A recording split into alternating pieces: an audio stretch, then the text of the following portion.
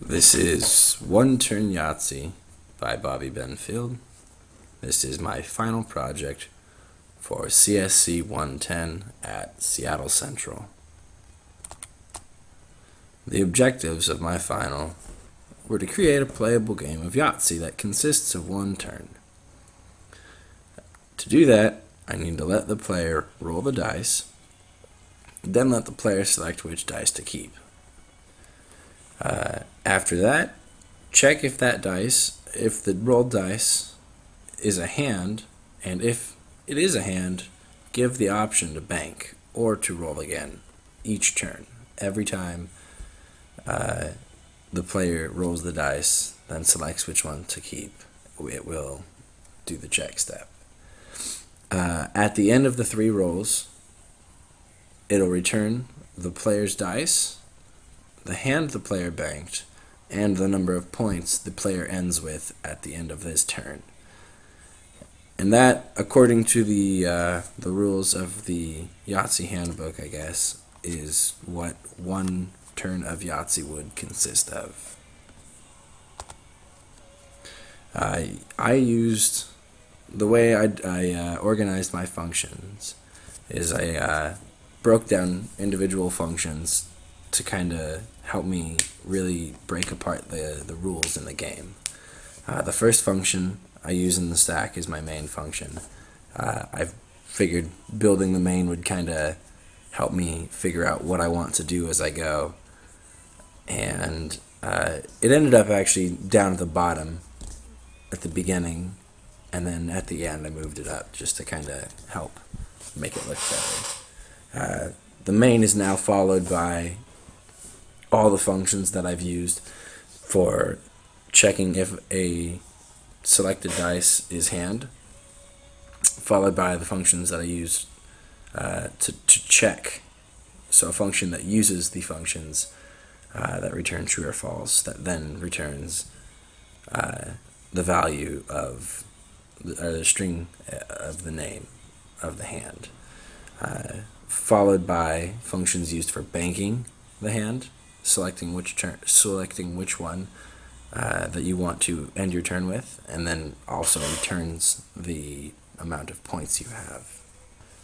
So let's go check out some code. Right. So starting off, I also import the random module because the random module is very important for when I am using my roll dice. I start off by with my main printing my welcome greeting. Welcome to Yahtzee.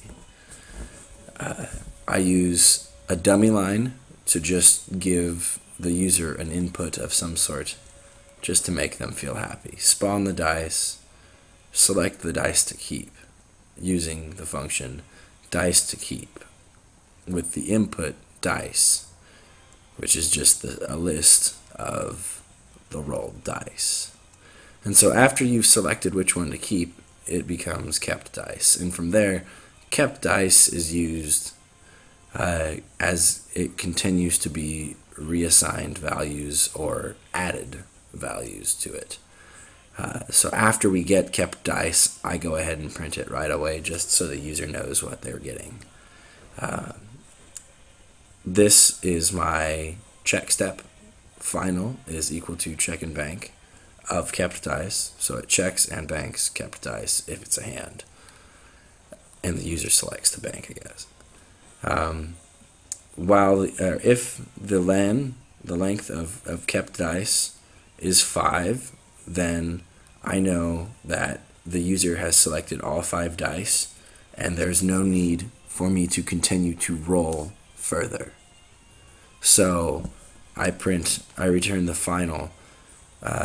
Your roll is spot 0 of the format, and you've banked spot 1 of the format, and that's going to be the kept dice and the value of final.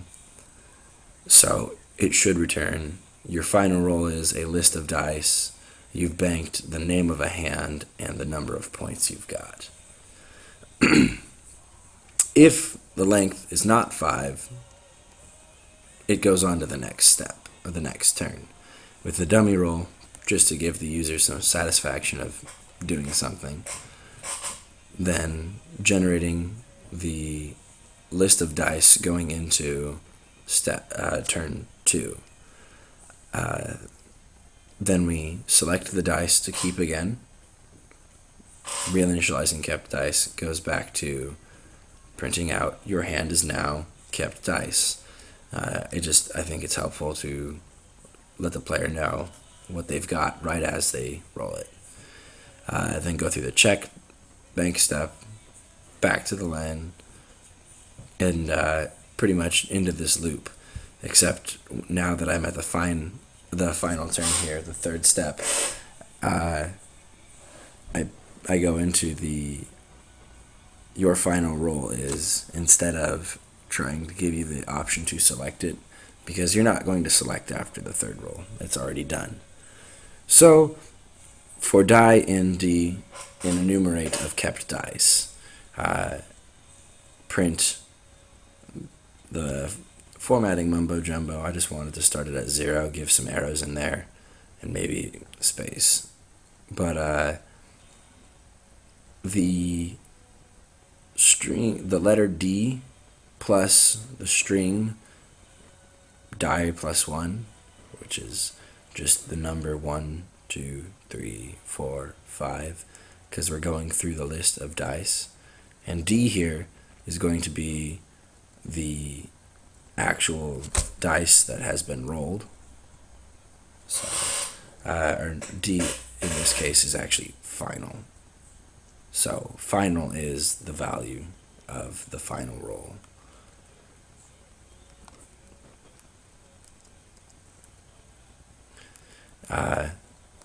To show you the function that I'd use to generate my dice, I initialize just 5 random integers and put them into a list. And every time roll dice is called, or an aspect of that is called, it initializes the random integers between 1 and 6. It returns the list of dice. Here I have 3 of a kind with the parameter of kept dice, which is just putting in the dice that the user selected, checks if there is 3 of the same dice in the list, and as it just goes through the list, it just says, hey, if there's a list here, add a count. If there's so +1, +1, +1. Once it hits 3, hey look, there's a 3 of a kind, return true. Same exact thing happens for the 4 of a kind, except the count is 4. And as well as the yathzee, it's the same function, except now the count is 5. I know I could do it without a count. I just like using count to visualize the change, even though I'm not printing it out. I've decided to use a histogram to help me figure out how to check if it is a full house. So basically, the histogram gives me a list. I break it up into L and V, a list of the keys and the values. And so I know if the length of the list of keys is more than 2, it will never be a full house, because a full house, by the definition of the rules, is 2 of the same with 3 of the same. So that's basically what I've done to return true.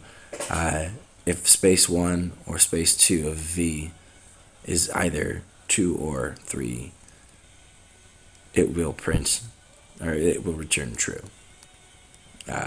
If it is a small straight, small straight is a function that takes kept dice and turns it into a string, and then sorts it, and then conditions it if it's either 1, 2, 3, 4, 2, 3, 4, 5, 3, 4, 5, 6, it will return true.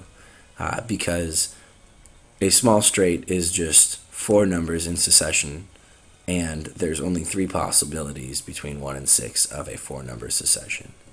A large straight is similar to that, but I didn't bother converting it into a string because I didn't need to, because there's only two options. If it's 1, 2, 3, 4, 5 or 2, 3, 4, 5, 6, it will return true. If it's not that, it will just not return true. It'll return false.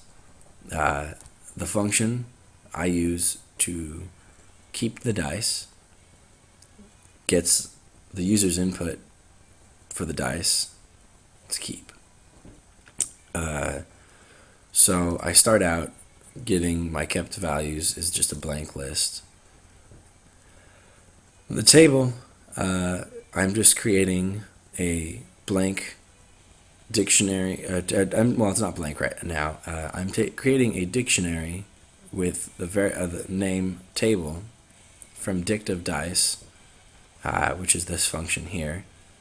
That what it does is for you, the user inputs up here how many what dice he wants to keep. So say he's got D1, D2, and D3.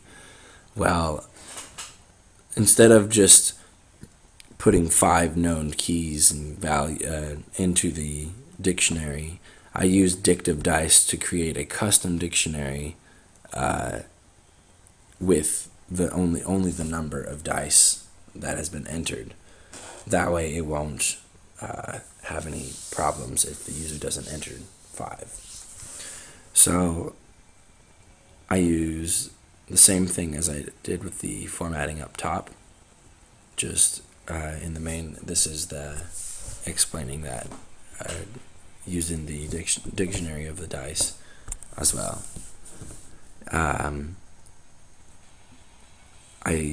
After I get the user input, I strip out the white space and split it on the commas, and then go through adding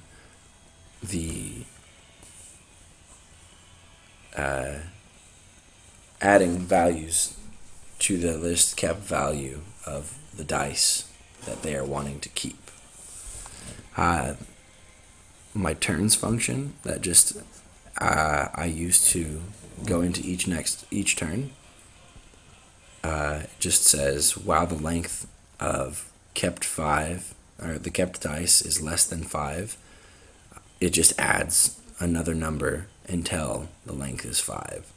So while length of k is less than 5, append a random integer, and then just returns that. The function that I use to check if it's hand is a pretty simple one. Hand is a blank list. Dice is kept dice. If any of the up functions I mentioned above return true, their name is appended into hand. So if 3 of a kind dice returns true, it will add that. And so we just go through. If it doesn't, if any of the else, I add no hand and bank numbers, because in Yahtzee those are always options. You can choose no hand or choose to bank your numbers on the upper section at any point. My bank step, if the user has a hand, then it will start the bank step asking for what hand they want to bank. Kept dice is the player's hand, and hand is a list of the possible hands from his hand. So if the first space of hand is N, I know that the user has typed in no hand. So I just tell them you have no hand, press enter to continue. They roll the next, and it goes on rolling to the next dice.